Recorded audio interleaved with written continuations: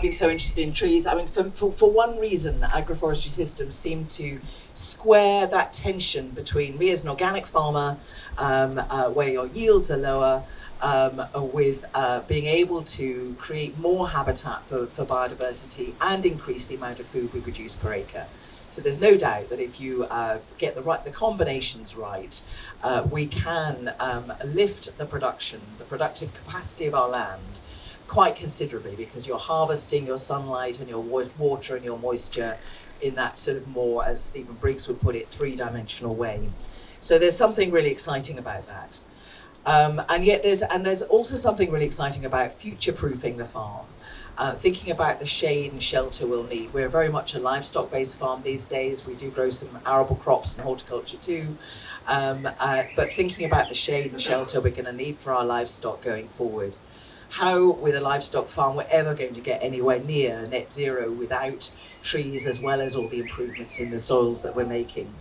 And so many potential benefits, and also thinking about the range of products we could be producing from our land, not just the wheat and the barley and the milk and the beef and the lamb, but also the fruits and the nuts and the timber. We have a real need for all of the products that trees provide. They are the ultimate perennial crop that can stabilise soils, reduce soil erosion. Getting them out on the fens like Stephen does stops that wind blow. There's so much to like about trees, and there's so much to learn about how to manage them in a way that makes sense physically and financially. I find it really hard to find good examples of agroforestry and some of the permaculture systems that I've been interested in, hence, thinking we'd have a crack ourselves. So what have we done at Lower Farm over the last 10 years? Well, we've probably got examples of all sorts of stuff. We've done one area which is more like a forest garden, so it's 9 acres with rows of fruit and nut trees on 10-metre spacings, interspersed with soft fruit, and now interspersed with vegetable production. The system is designed to incorporate poultry as the livestock species. We don't have any in there at the moment because of avian flu, but that's the plan. So a 9-acre field that was once just had a few sheep or cattle in it each year is now the part-time livelihood for 3 people, and a huge range of product coming off that field, which is slightly inefficient to harvest because it's lots of different things, about 30 different species, but it all feeds into our hotel and pub and shop on the farm, where we need a whole lot of different things going into there. On a bigger scale, we're running an alley cropping system with Perry pears as the main commercial species. And I was trying to think when we set this up, what if you're trying to think 15, 20 years out, what's going to be needed? Where's there going to be a market? For me, we looked around and there was a big demand for Perry pears. You could get a contract on them then for 15 years hence.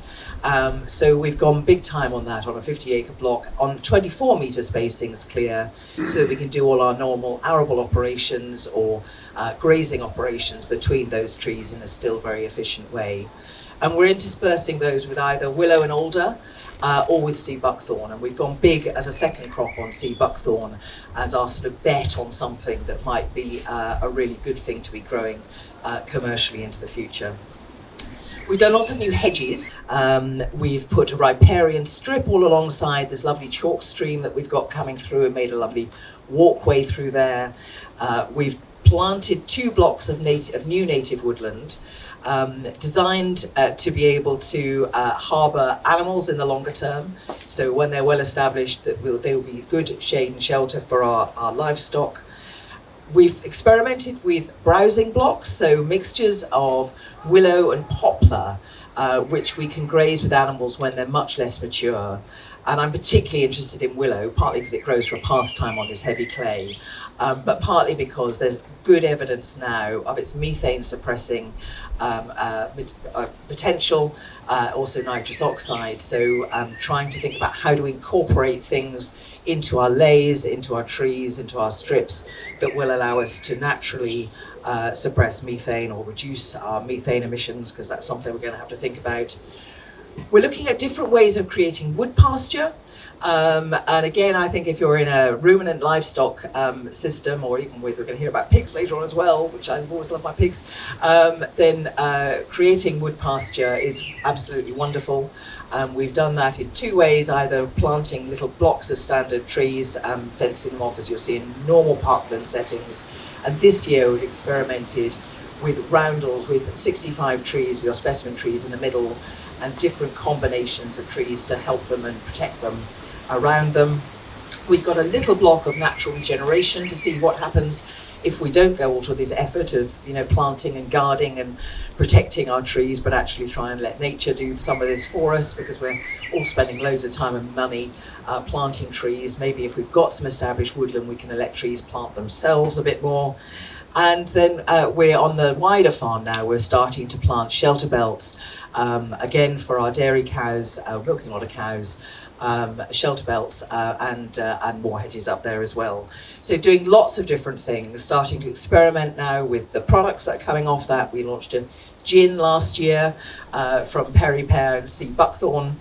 We're about to bring out a cassis from our black currants within the forest garden, and as I say, starting to harvest. We've had our first cherry harvest last year, so starting to bring a lot of products into our pub and hotel. So lots of stuff going on. It's all a bit mad. I'm learning lots, making loads of mistakes. Happy to share those with you, but I probably talked for long enough, so I'll hand over.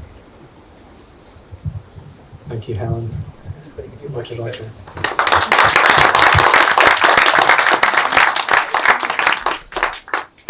Oh, thanks, Helen. So that was fascinating. Wow. Yeah. So I have lots of questions for you, but we'll come back to that. So my name's Roger Howison. My family farm at Park Hill Farm, which is just outside Newborough, about 6 or 7 miles from here. We're right on the south bank of the River Tay. It's a 530 acre farm. 300 acres of arable, about 200 of that sits about 1 metre above sea level when the tide is out, and when the tide is in, it's probably about 4 metres below sea level. And then we have a nice sort of coastal terrace, and then we go up to about 250 metres of hill. So we've got quite a varied bit of land. The farm was, I'm going to sort of put this into context as to a bit of background that will help you understand why we did what we've done. So we've got prime agricultural, prime arable land, good grazing, and we've got hill, and we've got some pretty bad corners on the farm. This is where the ice sheet came down and retreated, and we've got this couple of fields which are a mixture of heavy clay, alluvial, and then light sandy gravelly mounds, which don't do too well with an arable crop. It's been in the family since 1909. We were tenants until 2003. I was born on the farm, grew up there, couldn't wait to get off it when I was 18, so left as soon as I could. My dad had sheep and cows, and I did not like livestock, so that was my reason for leaving. Travelled about, met my wife, moved to Canada, had nothing to do with farming. While we were living in Canada, and that's when my parents were able to buy the farm, I saw the craft beer movement suddenly take off in the 2000s. And I discovered Innocent Gun beer at a mountain bike event just outside Toronto. It's about 2004, 2005. I'm like, what the heck is Scottish beer doing over here? We'd always grown malting barley on the farm, and my wife and I just had children. So we're coming back to see my parents, and I was becoming a lot more interested in, wow, so Dad, you grow malting barley, and you make beer out of that, you make whiskey, and then bringing the kids back to the farm and having them grow, just thinking, God, can we come back? Can we bring the kids up here? Can we make beer with the barley that we grow, you know?